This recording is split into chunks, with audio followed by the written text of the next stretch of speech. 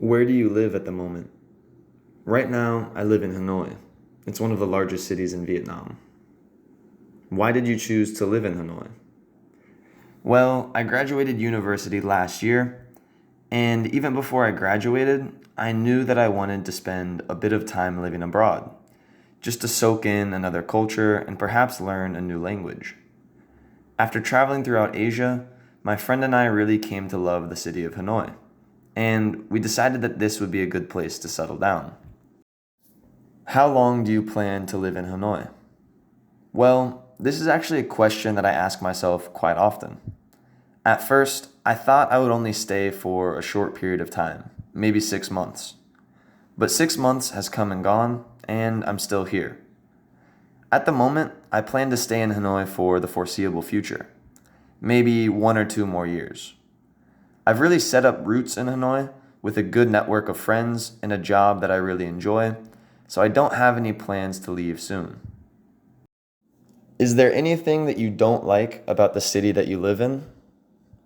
Sure, I think that regardless of where you live, there will always be things that you want to change. In Hanoi, I would definitely prefer a little less traffic. The streets are often congested, and sometimes a 5 minute trip by motorbike can take 15 or 20 minutes. Of course, there is a pollution problem in Hanoi as well, and that goes hand in hand with the traffic situation. But at the end of the day, I think these are small prices to pay for living in such a great city. Do you consider yourself a patient person? I think that for the most part, I'm a pretty patient, relaxed person. Of course, it depends on the situation and my mood. If you put me in the same situation on 2 different days, I might react completely differently. But generally speaking, I'm pretty good at keeping my cool. What sort of things make you impatient? Well, as I mentioned before, traffic is a serious problem in Hanoi. Like most people, I get frustrated when there's a long delay, and it's especially difficult to remain patient when you have somewhere to be, maybe work or some sort of event that you're on your way to. But I try to remind myself that there isn't much that I can do to change it. When you find yourself in a situation like that, maybe stuck in traffic or waiting for a bus, how do you usually kill time? I don't often take the bus, but I do get stuck in traffic a lot, and I do spend a lot of time waiting in lines, like at the bank.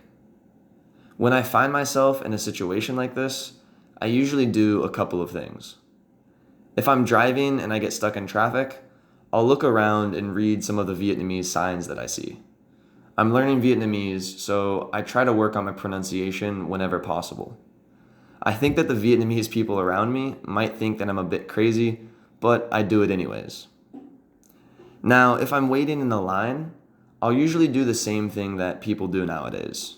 Just get on my phone. It's something that I try to avoid, but I oftentimes find myself scrolling through social media or aimlessly watching videos on YouTube. Now I would like to talk about languages. Which languages can you speak? Well, I can obviously speak English, but on top of that, I can speak Spanish and I can hold conversation in Vietnamese.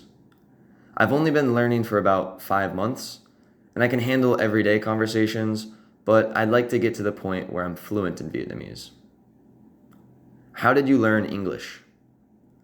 Growing up in the United States, it came pretty naturally. I think if I didn't learn English while living in the US, there would be something seriously wrong with me. But it's funny because looking back, I don't really remember learning the fundamentals of English grammar. So now that I'm teaching English, I have to go back and relearn a lot of that stuff. Do you think English is a difficult language to learn? If you asked me this question a year ago, I probably would have said no. But now that I help people learn and improve their English, I've come to realize that it's an extremely difficult language. English is a pretty lawless language, in the sense that sometimes there aren't really rules or justification behind the way that things are.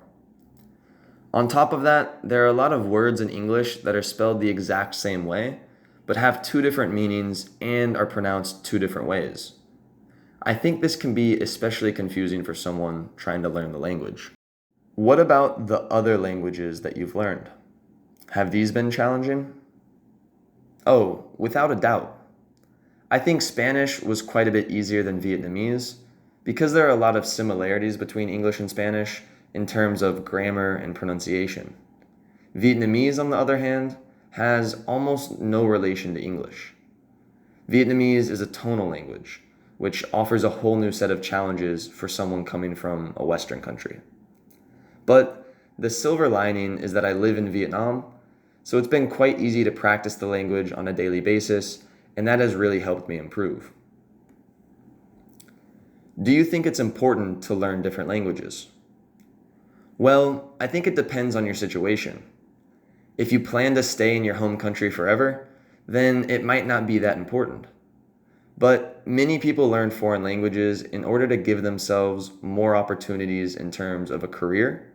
And in that case, learning a language like English or Chinese is very important. In my situation, as someone who lives in a foreign country, it's almost a necessity. In general, if you're living in a foreign country, I think you should make an effort to become proficient in the local language. It's almost a matter of respect. And on top of that, I think it will also make your life quite a bit easier.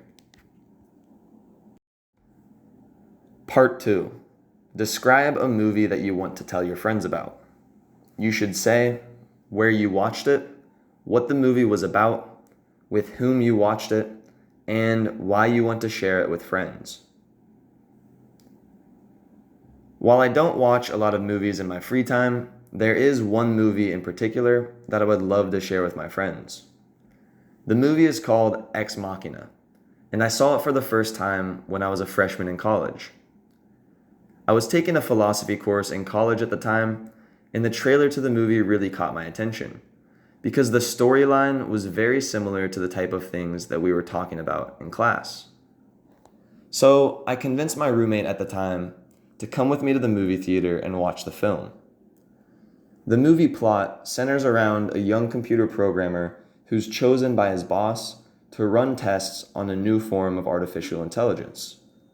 He gets flown out to a top secret facility where he interacts with this lifelike female robot. The robot, of course, is not actually human, but as the movie goes on, she convinces the protagonist that she's just like him. She can feel pain, she has dreams and desires, and she wants out of the facility that she's being kept in. The robot is so smart and convincing that the computer programmer eventually helps her to escape. In the final scene of the movie, the robot locks the programmer in the facility and escapes into the real world.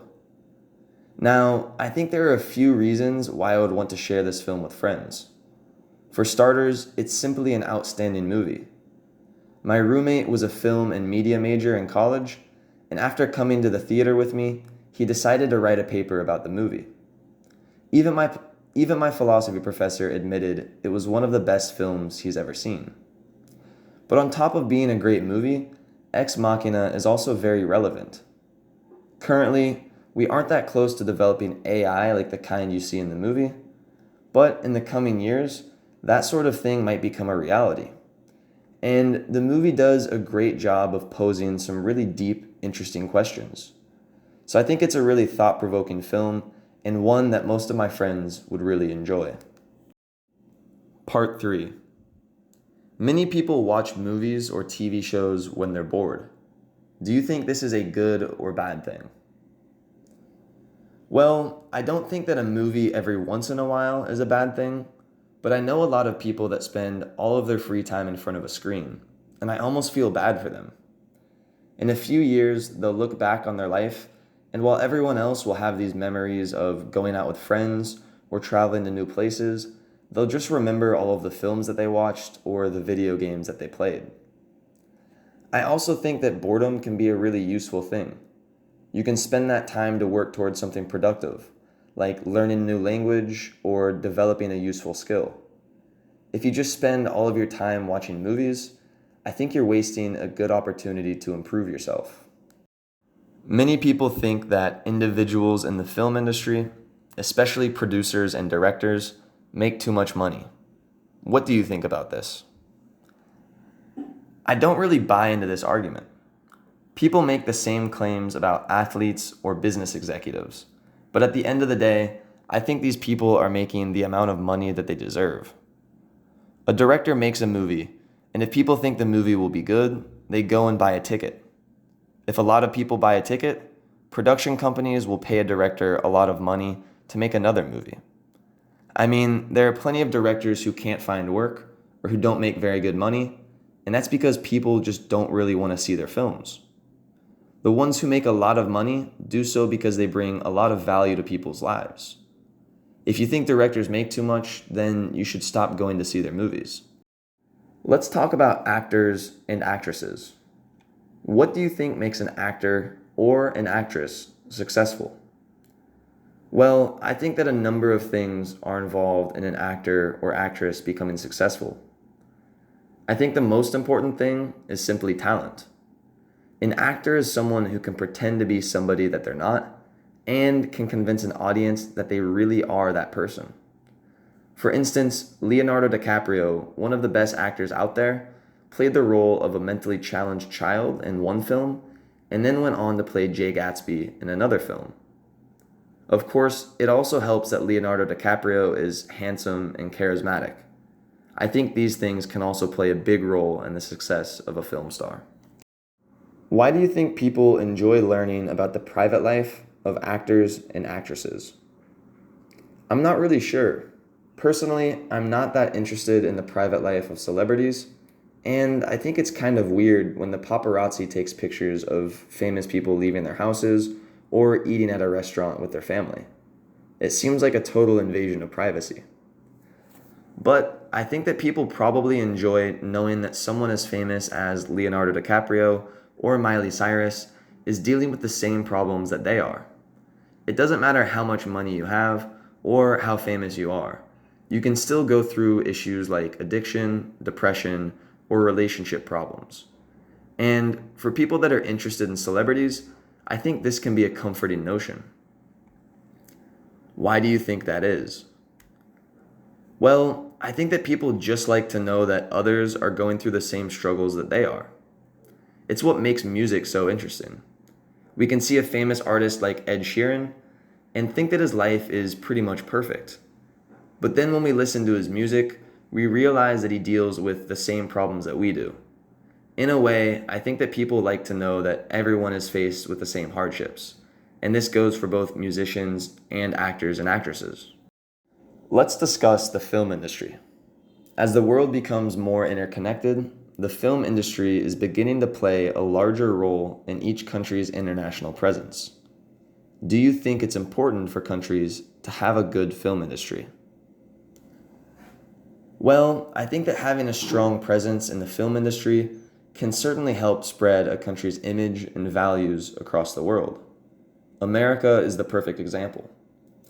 A lot of people watch Hollywood films, and their idea of America, or the Western world, comes from shows like Friends or American romance movies. The popularity of the American film industry has really helped spread America's international presence and the idea of the American dream across the world. Now, I don't know if this is a good or a bad thing, but it's definitely true. You mentioned that America has a strong international presence due to its film industry. Vietnam does not. What should Vietnamese filmmakers do to improve their international presence? They should make better films.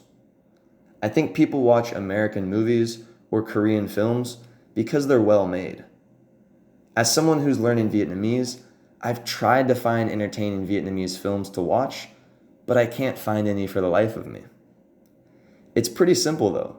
People watch movies if they're well produced and the acting is good.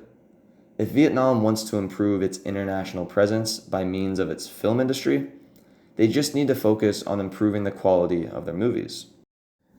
Should the government be involved in funding and promoting a country's film industry? I'm not sure. I think it depends on what the goals of the government are. If the government wants to increase their international influence, then I think that funding the film industry is a good way to do that. But, of course, it's not the only way. The government can fund domestic businesses or researchers. then when these companies make products that are successful internationally, it will help the country's image. Or if a country develops a strong reputation in technology or science, this can also be very beneficial. At the end of the day, I also think there are a lot of more important things to fund. You want to make sure that everyone in your country has food and shelter, and that there are plenty of good jobs to go around. If you don't have these issues sorted out, then it doesn't seem like the best idea to throw money at the film industry. But then again, if a government wants to expand its international reach, I think the film industry can be a good way to do that.